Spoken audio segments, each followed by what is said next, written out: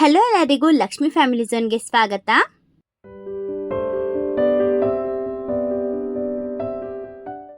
ಹಂಪಿಯಲ್ಲಿ ಇದು ಡೇ 2.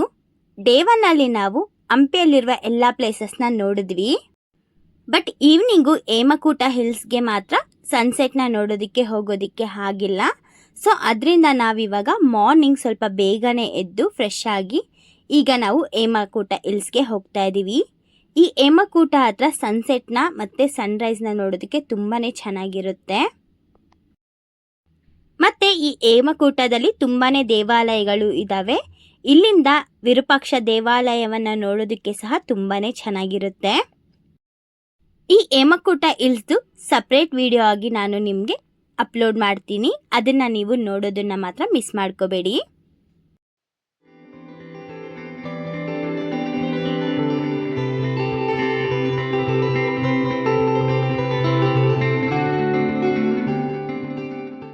ನಾವು ಡೇ 1 ನಲ್ಲಿ ವಿಜಯನಗರ ಡಿಸ್ಟಿಕ್ ಅಲ್ಲಿ ಇರುವ ಹಂಪಿನ ನೋಡಿದ್ವಲ್ವಾ. ಈಗ ನಾವು ಕೊಪ್ಪಳ ಡಿಸ್ಟಿಕ್ಗೆ ಹೋಗ್ತಾ ಇದ್ದೀವಿ. ಈ ಡೇ 2 ಅಲ್ಲಿ ನಾವು ನೋಡೋ ಪ್ಲೇಸಸ್ ಯಾವುದೇದು ಅಂತ ಈಗ ನೋಡೋಣ.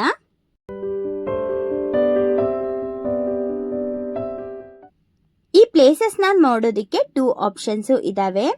ಒಂದು ಹಂಪಿಯಲ್ಲೇನೆ ಆಟೋನ ಮಾತಾಡಿಕೊಂಡು ಈ ಪ್ಲೇಸಸ್ನ ನೋಡಕ್ಕೆ ಹೋಗೋದು.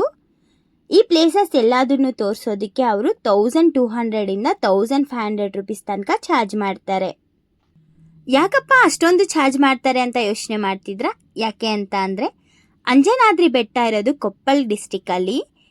ಈ ಹಂಪಿಯಿಂದ ಕೊಪ್ಪಳ ಡಿಸ್ಟಿಕ್ ಅಂದರೆ ಅಂಜನಾದ್ರಿ ಬೆಟ್ಟಗೆ ಹೋಗೋದಕ್ಕೆ 22 ಕಿಲೋಮೀಟರ್ ಆಗುತ್ತೆ ರೋಡಲ್ಲಿ. ಈ ಅಂಜನಾದ್ರಿ ಬೆಟ್ಟಕ್ಕೆ ಹೋಗೋದಕ್ಕೆ ಶಾರ್ಟ್ ಕಟ್ ಇದೆ. ಯಾವ ರೀತಿ ಅಂತ ಅಂದರೆ, ನೀವು ಹಂಪಿಯಿಂದ ಫೆರಿಯಲ್ಲಿ ಹೋದರೆ ಫೆರಿಯಲ್ಲಿ ತುಂಗಭದ್ರಾ ರಿವರ್ನ ಕ್ರಾಸ್ ಮಾಡಿಕೊಂಡು ಹೋಗೋದಾದರೆ 4 ಕಿಲೋಮೀಟರ್ಸ್ ಆಗುತ್ತೆ ಅಷ್ಟೇ. ಇದು ಸಹ ಇನ್ನೊಂದು ಆಪ್ಷನ್ ಆಗಿ ನಾವು ಇಟ್ಕೋಬೋದು. ನನ್ನ ಸಜೆಷನ್ಸ್ ಏನು ಅಂತ ಅಂದರೆ, ನೀವು ಇನ್ ಕೇಸ್ ಫ್ಯಾಮಿಲಿ ಜೊತೆ ಬಂದಿದ್ದೀರಾ, ನಿಮಗೆ ರಿಸ್ಕ್ ತೊಗೊಳೋದು ಬಸ್ಸಲ್ಲಿ ಓಡಾಡೋದು ಅಷ್ಟೊಂದು ಇಷ್ಟ ಇಲ್ಲ ಅಂತ ಅಂದರೆ, ಡೈರೆಕ್ಟ್ ಹಂಪಿಯಲ್ಲೇ ನೀವು ಆಟೋ ಮಾತಾಡಿಕೊಂಡು ಹೋಗಿ ಈ ಎಲ್ಲ ಪ್ಲೇಸಸ್ನ ನೋಡಿಕೊಂಡು ಬನ್ನಿ. ನೀವು ಬೇಕು ಅಂತ ಅಂದರೆ ಬೈಕ್ ಸಹ ರೆಂಟಿಗೆ ತಗೊಂಡು ಹೋಗ್ಬೋದು. ನಾವಿವಾಗ ಲೋ ಬಜೆಟಲ್ಲಿ ಯಾವ ರೀತಿ ಈ ಪ್ಲೇಸಸ್ನ ಕವರ್ ಮಾಡೋದು ಅಂತ ನೋಡೋಣ.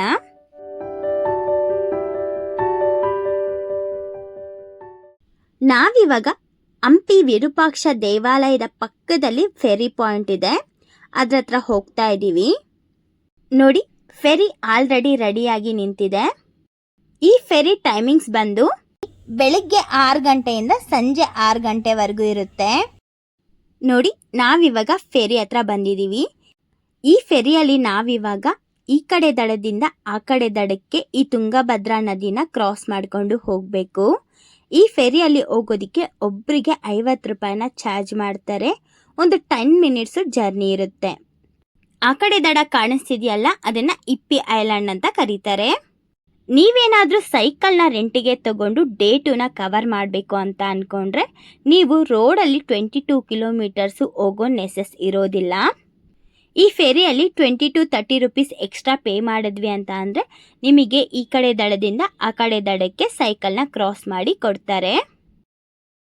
ನಾವಿವಾಗ ಫೆರಿನ ಇಳ್ಕೊಂಡು ನಡ್ಕೊಂಡು ಹೋಗ್ತಾ ಇದ್ದೀವಿ.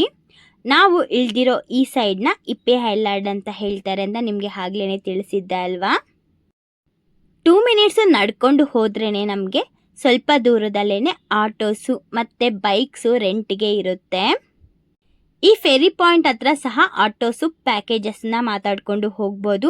ಬಟ್ ಏನು ಅಂತ ಅಂದರೆ ಅಷ್ಟೊಂದು ಕಮ್ಮಿಗೇನು ಸಿಗಲ್ಲ. ಇಲ್ಲಿಂದನೂ ಸಹ 1000 ರೂಪೀಸ್ನೇ ಚಾರ್ಜ್ ಮಾಡ್ತೀವಿ ಅಂತ ಹೇಳ್ತಾರೆ.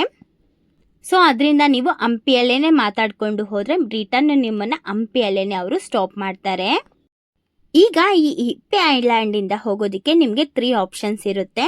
ಒಂದು ಬೈಕು ರೆಂಟಿಗೆ ತಗೋಬೋದು, ಇಲ್ಲ ಅಂದರೆ ಆಟೋ ಅಲ್ಲಿ ಹೋಗ್ಬೋದು, ಇಲ್ಲ ಅಂತಾನೆ ನೀವು ನಡ್ಕೊಂಡು 1.5 ಕಿಲೋಮೀಟರ್ ಹೋದ್ರೆ ಅಂದರೆ ನಿಮಗೆ ಬಸ್ ಸ್ಟಾಪ್ ಸಿಗುತ್ತೆ.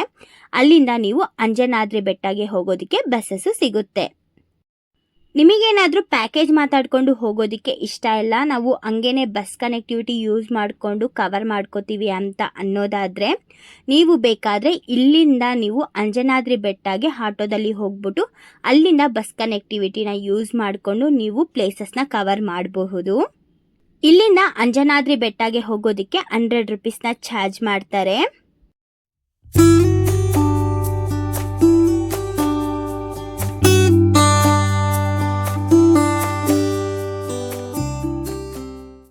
ನಾವು 20 ನಿಮಿಷ ನಡ್ಕೊಂಡು ಈ ಬಸ್ ಸ್ಟಾಪ್ ಹತ್ರ ರೀಚ್ ಆಗಿದ್ದೀವಿ. ಇಲ್ಲಿ ಬಂದಿದ ತಕ್ಷಣ ಬಸ್ ಸಿಕ್ತು, ನಮಗೆ ಹತ್ಕೊಂಡಿದ್ದೀವಿ. ಬಸ್ಸಲ್ಲಿ 10 ರೂಪೀಸು ಒಬ್ಬರಿಗೆ ಚಾರ್ಜ್ ಮಾಡ್ತಾರೆ. ಜಸ್ಟ್ 2.5 ಕಿಲೋಮೀಟರ್ಸ್ ಇದ್ದಾವೆ ಅಷ್ಟೇ ಇಲ್ಲಿಂದ ಅಂಜನಾದ್ರಿ ಬೆಟ್ಟಗೆ.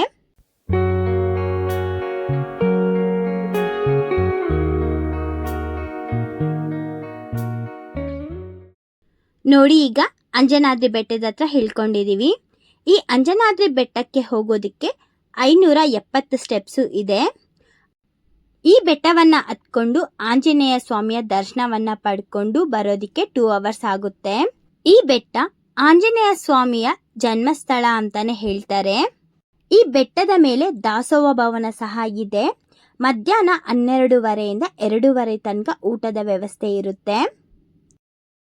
ಅಂಜನಾದ್ರಿನ ಇಳ್ಕೊಂಡು ನೆಕ್ಸ್ಟ್ ಹೋಗೋದು ದುರ್ಗಾದೇವಿ ಟೆಂಪಲ್. ಈ ದುರ್ಗಾದೇವಿ ಟೆಂಪಲ್ಗೆ ಹೋಗೋದಕ್ಕೆ ಅಂಜನಾದ್ರಿ ಬಸ್ ಸ್ಟಾಪಿಂದಾನೇ ನಿಮಗೆ ಬಸ್ಸಸ್ಸು ಸಿಗುತ್ತೆ. ಅಂಜನಾದ್ರಿ ಬಸ್ ಸ್ಟಾಪಿಂದ ಆನೆಗುಂಡಿಗೆ ಹೋಗೋ ಬಸ್ಸಲ್ಲಿ ನೀವು ಹತ್ಕೋಬೇಕು. ಆ ಬಸ್ಸಲ್ಲಿ ಹತ್ಕೊಂಡ್ರಿ ಅಂತಾನೆ ನಿಮಗೆ ದ್ವಾರದ ಮುಂದೆನೇ ಸ್ಟಾಪ್ ಮಾಡ್ತಾರೆ. ಅಂಜನಾದ್ರಿ ಬೆಟ್ಟದಿಂದ ದುರ್ಗಾದೇವಿ ಬೆಟ್ಟಕ್ಕೆ 3 ಕಿಲೋಮೀಟರ್ಸ್ ಆಗುತ್ತೆ. ಬಸ್ಸಲ್ಲಿ ಏನಾದರೂ ಹೋಗೋದಾದರೆ 12 ರೂಪೀಸ್ನ ಚಾರ್ಜ್ ಮಾಡ್ತಾರೆ. ಇಲ್ಲ ಅಂತಂದರೆ ನೀವು ಆಟೋ ಫೆಸಿಲಿಟಿ ಸಹ ಈ ಅಂಜನಾದ್ರಿ ಬೆಟ್ಟದ ಹತ್ರ ಇರುತ್ತೆ. ನೀವು 50 ರೂಪೀಸ್ನ ಕೊಟ್ಟರೆ ಅಂದರೆ ನಿಮ್ಮನ್ನು ದುರ್ಗಾದೇವಿ ಬೆಟ್ಟದ ಹತ್ರನೇ ಸ್ಟಾಪ್ ಮಾಡ್ತಾರೆ. ನಾವು ಬಸ್ಸಲ್ಲಿ ಬಂದಿರೋದ್ರಿಂದ ಬಸ್ ನಮ್ಮನ್ನು ದ್ವಾರದ ಹತ್ರ ಸ್ಟಾಪ್ ಮಾಡ್ತು. ಅಲ್ಲಿಂದ ನಾವು ಈ ಸ್ಟೆಪ್ಸ್ ತನಕನೂ ನಡ್ಕೊಂಡು ಬಂದ್ವಿ. ನೀವು ಇನ್ ಕೇಸ್ ಆಟೋದಲ್ಲಿ ಏನಾದರೂ ಬಂದಿದ್ದೀರಾ ಅಂತ ಅಂದರೆ ನಿಮ್ಮನ್ನು ಆಟೋ ಇಲ್ಲಿ ಮೇಲೆ ತನಕನೂ ಬಿಡುತ್ತೆ. ಈ ದೇವಾಲಯಕ್ಕೆ ಹೋಗೋದಕ್ಕೆ ತುಂಬ ಏನು ಸ್ಟೆಪ್ಸ್ ಇರೋದಿಲ್ಲ, ಒಂದು 50 to 60 ಸ್ಟೆಪ್ಸ್ ಇರುತ್ತೆ ಅಷ್ಟೇ. ಈ ದೇವಾಲಯ ತುಂಬಾ ವಿಶೇಷವಾದ ದೇವಾಲಯ ಅಂತಲೇ ಹೇಳ್ಬೋದು. ಈ ದೇವಾಲಯ ಆನೆಗುಂಡಿ ಫೋರ್ಟ್ ಒಳಗಡೆನೇ ಇರೋದು. ಈ ದುರ್ಗಾದೇವಿ ಬೆಟ್ಟದಲ್ಲಿ ಯಾವ್ಯಾವ ಪ್ಲೇಸಸ್ ಇದೆ ಅಂತ ಬೋರ್ಡ್ ಹಾಕಿರ್ತಾರೆ, ಅದನ್ನು ನೋಡಿಕೊಂಡು ನಾವು ಹೋಗ್ಬೋದು. ನೋಡಿ, ಇದೇ ಶ್ರೀ ಆದಿಶಕ್ತಿ ದುರ್ಗಾದೇವಿ ದೇವಾಲಯ. ಇದನ್ನ ದುರ್ಗಿ ಬೆಟ್ಟ ಅಂತ ಸಹ ಕರೀತಾರೆ. ವಿಜಯನಗರ ರಾಜರು ಯುದ್ಧಕ್ಕೆ ಹೋಗುವ ಮುಂಚೆ ಈ ಬೆಟ್ಟದ ಮೇಲೆ ಇರುವ ದುರ್ಗಾದೇವಿಯನ್ನ ದರ್ಶನವನ್ನ ಪಡ್ಕೊಂಡೇ ಯುದ್ಧಕ್ಕೆ ಹೋಗ್ತಾ ಇದ್ರಂತೆ. ಈ ದೇವಾಲಯಕ್ಕೆ ಬರುವ ಭಕ್ತರು ಈ ದೇವಿಯನ್ನ ಹರಕೆಯನ್ನ ಹೊತ್ತು ಇಲ್ಲಿರುವ ವೃಕ್ಷಕ್ಕೆ ತೆಂಗಿನಕಾಯಲ್ಲಿ ಹರಕೆಯನ್ನ ನೆರವೇರಿಸುವ ಹಾಗೆ ದೇವರಲ್ಲಿ ಪ್ರಾರ್ಥಿಸುತ್ತಾರೆ. ಈ ದೇವಾಲಯದಲ್ಲಿ ಮಧ್ಯಾಹ್ನ 12:30ಯಿಂದ ದಾಸೋಹ ಭವನದಲ್ಲಿ ಅನ್ನದಾನ ಸಹ ಇರುತ್ತೆ. ನೀವು ಅಂಜನಾದ್ರಿ ಬೆಟ್ಟದಲ್ಲಿ ಊಟವನ್ನು ಮಾಡಿಲ್ಲ ಅಂತ ಅಂದರೆ ನೀವು ಇಲ್ಲಿಗೆ ಬಂದು ಊಟವನ್ನು ಮಾಡ್ಕೋಬಹುದು. ಈಗ ನಾವು ಆನೆಗುಂದಿ ಫೋರ್ಟ್ಗೆ ಹೋಗ್ತಾ ಇದ್ದೀವಿ. ಈ ಫೋರ್ಟ್ಗೆ ತುಂಬಾ ದ್ವಾರಗಳಿದ್ದಾವೆ, ಅದರಲ್ಲಿ ಒಂದು ಈ ದ್ವಾರ. ಆನೆಗುಂದಿನ ಹಿಂದೆ ಕಿಷ್ಕಿಂಧ ಎಂದು ಕರೀತಾ ಇದ್ರು. ಆನೆಗುಂದಿಯನ್ನ ತುಂಗಭದ್ರಾ ನದಿಯ ಉತ್ತರ ದಳದಲ್ಲಿ ನಾವು ನೋಡಬಹುದು. ಈ ಗ್ರಾಮವನ್ನ ಪೌರಾಣಿಕ ಕಿಷ್ಕಿಂಧ, ಸುಗ್ರೀವನ ರಾಜ್ಯ ಮತ್ತು ವಿಜಯನಗರ ಸಾಮ್ರಾಜ್ಯದ ಕೃಷ್ಣದೇವರಾಯ ರಾಜವಂಶರ ಐತಿಹಾಸಿಕ ಸ್ಥಳ ಎಂದೇ ಹೇಳಲಾಗುತ್ತೆ. ಇದರೊಳಗಡೆ ಹೋಗ್ತಿದ್ರೆ ನಮಗೆ ನವಗ್ರಹವನ ಸಿಗುತ್ತೆ. ಅದರಿಂದ ನಾವು ಆಂಜನೇಯ ಸ್ವಾಮಿ ದೇವಾಲಯವನ್ನು ನೋಡ್ತೀವಿ.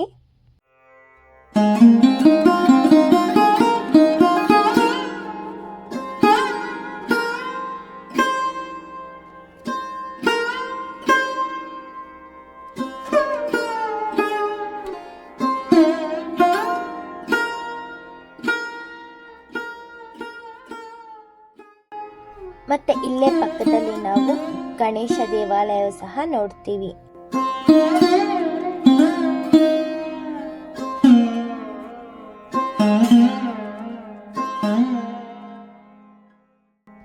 ಈ ಗಣೇಶ ದೇವಾಲಯದ ಹಿಂಭಾಗದಲ್ಲಿ ನಾವು ವಾಲಿ ಗುಹೆನ ನೋಡ್ತೀವಿ.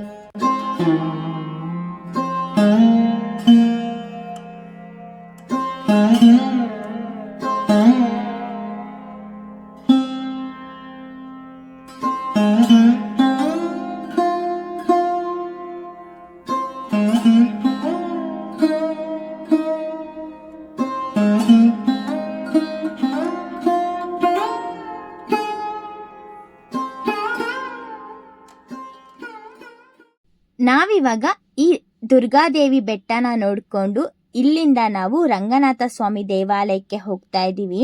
ಈ ದುರ್ಗಾದೇವಿ ದೇವಾಲಯದಿಂದ ರಂಗನಾಥ ಸ್ವಾಮಿ ದೇವಾಲಯಕ್ಕೆ 1.5 ಕಿಲೋಮೀಟರ್ ಆಗುತ್ತೆ. ಈ ರಂಗನಾಥ ಸ್ವಾಮಿ ದೇವಾಲಯವನ್ನ ವಿಜಯನಗರ ರಾಜರು 14ನೇ ಶತಮಾನದಲ್ಲಿ ನಿರ್ಮಿಸಲಾಗಿದೆ. ಈ ದೇವಾಲಯವನ್ನ ಪ್ರಾಚೀನ ವಿಜಯನಗರ ಸಾಮ್ರಾಜ್ಯದಲ್ಲಿ ತುಂಗಭದ್ರಾ ನದಿಯ ದಡದಲ್ಲಿ ಒಬ್ಬ ಪೂಜ್ಯ ಋಷಿ ಇದ್ದರು.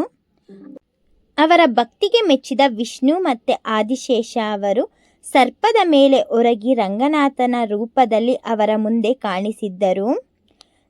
ದೈವಿಕ ಆನಂದದಿಂದ ತುಂಬಿದ ಋಷಿಯು ಆ ಸ್ಥಳದಲ್ಲಿ ಶಾಶ್ವತವಾಗಿ ನೆಲೆಸಿ ಭಕ್ತರನ್ನು ಆಶೀರ್ವದಿಸುವಂತೆ ಭಗವಂತನನ್ನು ಬೇಡಿಕೊಂಡರು. ಆ ಋಷಿಯ ಭಕ್ತಿಯನ್ನು ಮೆಚ್ಚಿದ ರಂಗನಾಥ ಸ್ವಾಮಿಯವರು ಅಲ್ಲಿ ವಿಗ್ರಹದ ರೂಪದಲ್ಲಿ ನೆಲೆ ನಿಂತರು. ಈ ಪವಾಡದ ಘಟನೆಯನ್ನು ಕೇಳಿದ ಸ್ಥಳೀಯ ರಾಜರು ದೇವರನ್ನು ಗೌರವಿಸಲು ಮತ್ತು ನೆಲೆಸಲು ಒಂದು ಭವ್ಯವಾದ ದೇವಾಲಯವನ್ನು ನಿರ್ಮಿಸಲು ನಿರ್ಧರಿಸಿದರು.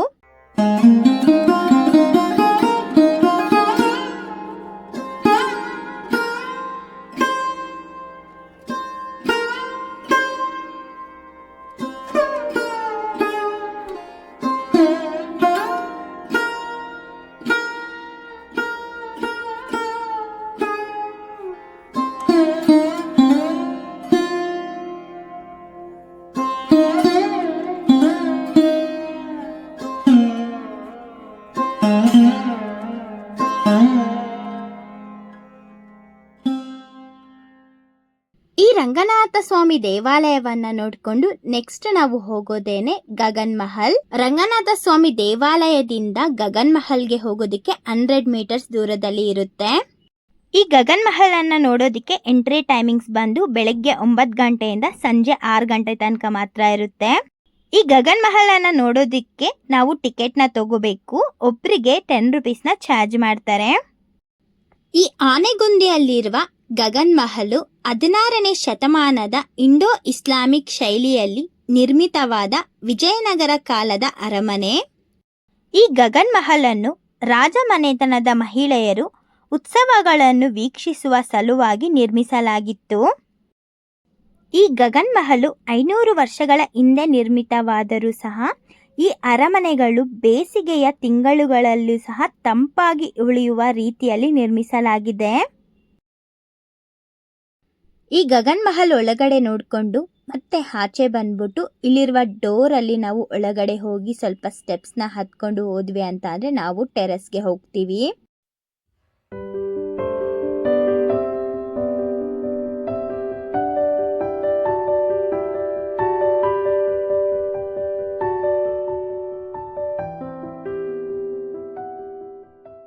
ಈ ಗಗನ್ ಮಹಲನ್ನ ನೋಡಿಕೊಂಡು ನೆಕ್ಸ್ಟ್ ನಾವು ಹೋಗೋದೇನೆ ನವಬೃಂದಾವನಗೆ. ಈ ನವಬೃಂದಾವನಕ್ಕೆ ಹೋಗೋದಿಕ್ಕೆ ಮೊದಲು ನಾವು ನವಬೃಂದಾವನ ಬೋಟ್ ಪಾಯಿಂಟ್ ಹತ್ರ ರೀಚ್ ಆಗಬೇಕು. ಈ ಗಗನ್ ಮಹಲಿಂದ 5 ಮಿನಿಟ್ಸ್ ವಾಕಬಲ್ ಅಲ್ಲೇ ನಾವು ಹೋಗ್ಬೋದು. ಒಂದು 300 ಮೀಟರ್ಸ್ ಇರುತ್ತೆ ಅಷ್ಟೇನೆ. ನೋಡಿ, ಇದೇನೆ ನವಬೃಂದಾವನ ಬೋಟ್ ಪಾಯಿಂಟ್. ನವಬೃಂದಾವನನ ನೋಡೋದಿಕ್ಕೆ ನಾವು ಈ ಬೋಟಲ್ಲಿ ಹೋಗಬೇಕಾಗಿರುತ್ತೆ. ಈ ಬೋಟ್ ಟೈಮಿಂಗ್ಸ್ ಬಂದು ಬೆಳಗ್ಗೆ 6 ಗಂಟೆಯಿಂದ ಸಂಜೆ 6 ಗಂಟೆ ತನಕ ಇರುತ್ತೆ. ಈ ಬೋಟಲ್ಲಿ ಒಬ್ರಿಗೆ 100 ರೂಪೀಸ್ನ ಚಾರ್ಜ್ ಮಾಡ್ತಾರೆ. ನಮ್ಮನ್ನ ಕರ್ಕೊಂಡು ಹೋಗಿ ಮತ್ತೆ ಇದೇ ಜಾಗಕ್ಕೆ ಕರ್ಕೊಂಡು ಬಂದು ಬಿಡ್ತಾರೆ. ಇವರು ನಮ್ಮನ್ನ 2 ಪ್ಲೇಸ್ಗೆ ಕರ್ಕೊಂಡೋಗಿ ತೋರಿಸ್ತಾರೆ. ಒಂದು ಇಲ್ಲಿ ಕಾಣಿಸ್ತಿದೆಯಲ್ಲ ಈ 64 ಕಂಬಗಳ ಹತ್ರ, ಮತ್ತೊಂದು ಬಂದು ನವಬೃಂದಾವನ. ಈ ಎಂಟೈರ್ ಹಂಪಿ ಟ್ರಿಪ್ಪಲ್ಲಿ ಈ ನವಬೃಂದಾವನ ಜರ್ನಿ ಮಾತ್ರ ತುಂಬಾನೇ ಚೆನ್ನಾಗಿದೆ. ಈಗ ಹಂಪಿಯಲ್ಲಿ ತುಂಗಭದ್ರಾ ನದಿ ತುಂಬಿ ಹರಿತಾ ಇದೆ. ಅದರಿಂದ ಈ ಹಂಪಿನ ನೋಡೋಕ್ಕೆ ತುಂಬಾನೇ ಚೆನ್ನಾಗಿದೆ. ಈ ಹಂಪಿನ ನೋಡೋದಕ್ಕೆ ಇದು ಬೆಸ್ಟ್ ಟೈಮ್ ಅಂತಾನೆ ಹೇಳ್ಬೋದು.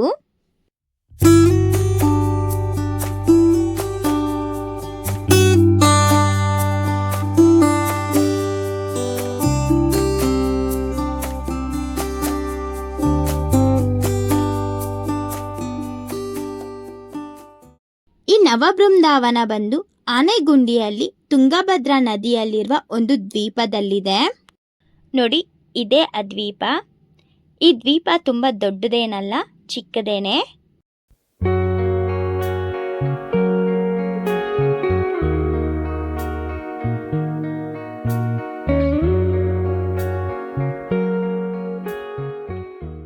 ನಾವು ಬೋಟಿಂದ ಆಚೆ ಬಂದು ಸ್ವಲ್ಪ ದೂರ ನಡ್ಕೊಂಡು ಹೋದ್ವಿ ಅಂದರೆ ನಮಗೆ ನವಬೃಂದಾವನ ಸಿಗುತ್ತೆ.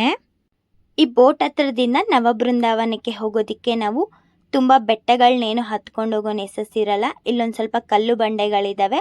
ಅದರಿಂದ ಹೋಗಿ ಸ್ವಲ್ಪ ಮುಂದಕ್ಕೆ ಹೋದರೆ ಅಂದರೆ ನಮಗೆ ಅಲ್ಲಿ ಒಂದು ದಾರಿ ಕಾಣಿಸುತ್ತೆ. ಅಲ್ಲಿಂದ ಹೋದ್ರಿ ಅಂದರೆ ನಮಗೆ ನವಬೃಂದಾವನ ಕಾಣಿಸುತ್ತೆ. ನೋಡಿ, ನಾವಿವಾಗ ನೋಡ್ತಾ ಇದ್ದೀವಲ್ಲ, ಇದೇನೆ ನವಬೃಂದಾವನ. ನವಬೃಂದಾವನದಲ್ಲಿರುವ 9 ಹಿಂದೂ ಮಧ್ವ ಸಂಸ್ಥರ ಬೃಂದಾವನಗಳು ಉತ್ತರಾದಿ ಮಠ, ವ್ಯಾಸರಾಜ ಮಠ ಮತ್ತು ರಾಘವೇಂದ್ರ ಮಠಕ್ಕೆ ಸೇರಿದೆ. ಈ ಎಲ್ಲ ಸಂತರು ಜಗದ್ಗುರು ಮಧ್ವಾಚಾರ್ಯರ ನೇರ ಶಿಷ್ಯರಾದ ಪದ್ಮನಾಭ ತೀರ್ಥರ ವಂಶಸ್ಥರು. ಈ ನವಬೃಂದಾವನದಲ್ಲಿ ನೋಡುವ 9 ಸಂತರು ಯಾರ್ಯಾರು ಅಂದರೆ ಪದ್ಮನಾಭ ತೀರ್ಥರು, ಕವೀಂದ್ರ ತೀರ್ಥ, ವಾಗೀಶ ತೀರ್ಥ, ವ್ಯಾಸ ತೀರ್ಥ, ಶ್ರೀನಿವಾಸ ತೀರ್ಥ, ರಾಮತೀರ್ಥ, ರಘುವರ್ಯ ತೀರ್ಥ, ಸುಧೀಂದ್ರ ತೀರ್ಥ ಮತ್ತು ಗೋವಿಂದ ಒಡೆಯರ್. ಈ ನವಬೃಂದಾವನ ಆವರಣದ ಒಳಗಡೆ ನಾವು ರಂಗನಾಥ ದೇವರು ಮತ್ತು ಹನುಮಂತ ದೇವರುಗಳ ದೇವಾಲಯಗಳನ್ನು ನೋಡ್ತೀವಿ. ಮಾಡಿದಂಥ ಜಾಗ, ಸಪ್ತರ್ಷಿಗಳು ತಪಸ್ ಮಾಡಿದಂಥ ತಪೋಭೂಮಿ ಇದು. ಮೇಲ್ಗಡೆ ಕಟ್ಟೆ ಮೇಲೆ ಲಕ್ಷ್ಮೀ ರಂಗನಾಥ ದೇವರು, ಕ್ಷೇತ್ರ ದೇವರು, ಪಕ್ಕದಲ್ಲಿ ಆಂಜನೇಯ ಇದ್ದಾರೆ ಕಟ್ಟೆ ಮೇಲೆ. ಆಮೇಲೆ ದರ್ಶನ ಮಾಡಿ ಇಲ್ಲಿ ಒಳಗಡೆ ಒಂದೇ ತಲೆಯಲ್ಲಿ ಅವತಾರತ್ರಿಯ ಆಂಜನೇಯ, ಹನುಮ, ಭೀಮ, ಮಧ್ವ ಅಂತೇಳಿ. ಮುಖ ಆಂಜನೇಯ ಅವತಾರ, ಕಿವಿಯಲ್ಲಿ ಕರ್ಣಕುಂಡಲ ಇದೆ, ಕಂಠದಲ್ಲಿ ಆಭರಣ ಇದೆ, ಯಜ್ಞೋಪವೀತ ಜನವಾರ ಇದೆ, ಭೀಮಸೇನ ದೇವರ ಅವತಾರ, ಕೈಯಲ್ಲಿ ವೇದಗಂತ ಹಿಡ್ಕೊಂಡ್ರೆ ಮಧ್ವಾಚಾರ ಅವತಾರ, ಹಿಂಭಾಗ ಸ್ವಯಂ ಬುದ್ಧು ಲಕ್ಷ್ಮೀ ನರಸಿಂಹ ದೇವರು. ಈ ದೇವಾಲಯದಲ್ಲಿರುವ ಈ ಆಂಜನೇಯ ಸ್ವಾಮಿ ವಿಗ್ರಹ ತುಂಬಾನೇ ವಿಶೇಷವಾಗಿದೆ. ನಾವು ಎಲ್ಲೂ ಸಹ ಈ ಥರ ವಿಗ್ರಹವನ್ನು ನೋಡೋದಕ್ಕೆ ಸಿಗೋದಿಲ್ಲ. ಸೊ ನೀವೇನಾದರೂ ಹಂಪಿ ಟ್ರಿಪ್ಗೆ ಪ್ಲ್ಯಾನ್ ಮಾಡ್ತಿದ್ದೀರಾ ಅಂದರೆ ಈ ನವಬೃಂದಾವನಕ್ಕೆ ಬಂದು ಈ ದೇವನನ್ನು ದರ್ಶನ ಪಡ್ಕೊಳ್ಳೋದು ಮಾತ್ರ ಮಿಸ್ ಮಾಡ್ಕೋಬೇಡಿ. ಈ ನವಬೃಂದಾವನವನ್ನು ನೋಡಿಕೊಂಡು ನೆಕ್ಸ್ಟ್ ನಾವು ಹೋಗೋದು ಈ ನದಿಯ ಮಧ್ಯದಲ್ಲಿ ಇರುವ 64 ಕಂಬಗಳ ಹತ್ತಿರ. ವ್ಯಾಸರಾಜರು ಶ್ರೀಕೃಷ್ಣ ದೇವರಾಯನಿಗೆ 64 ವಿದ್ಯೆಗಳನ್ನು ಕಲಿಸಿಕೊಡ್ತಾರೆ. ಆ ನೆನಪಿಗೋಸ್ಕರ ಇಲ್ಲಿ 64 ಕಂಬಗಳನ್ನು ಕಟ್ಟಿದ್ದಾರೆ.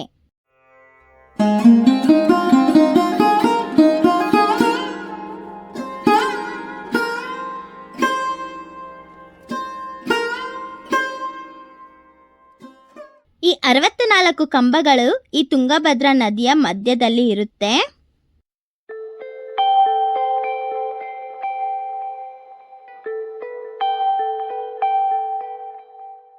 ದೂರದಲ್ಲಿ ನಮಗೆ ಒಂದು ದೇವಾಲಯ ಕಾಣಿಸ್ತಿದೆಯಲ್ಲ, ಅದು ಚಿಂತಾಮಣಿ ದೇವಾಲಯ.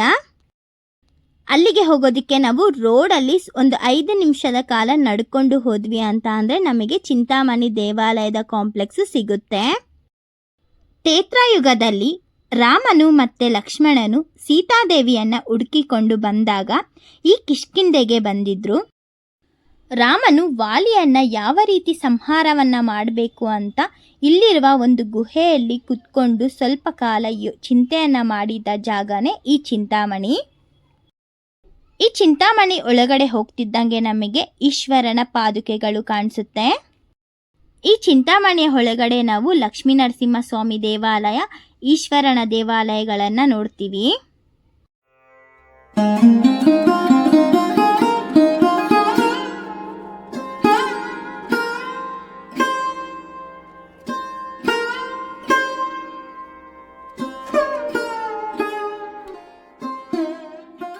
ರಾಮನು ಇಲ್ಲಿ ನಿಂತುಕೊಂಡು ವಾಲಿಯನ್ನ ಸಂಹಾರ ಮಾಡಿದ್ದರು ಅಂತ ಹೇಳ್ತಾರೆ.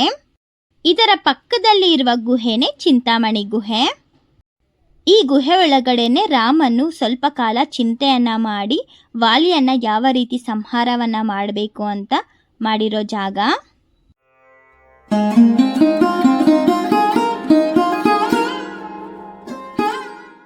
ಹಂಪಿಯ ಡೇ 2 ಅಲ್ಲಿ ನಾವು ತುಂಬಾನೇ ದೇವಾಲಯಗಳನ್ನು ದರ್ಶನ ಮಾಡ್ಕೊಂಡ್ವಿ.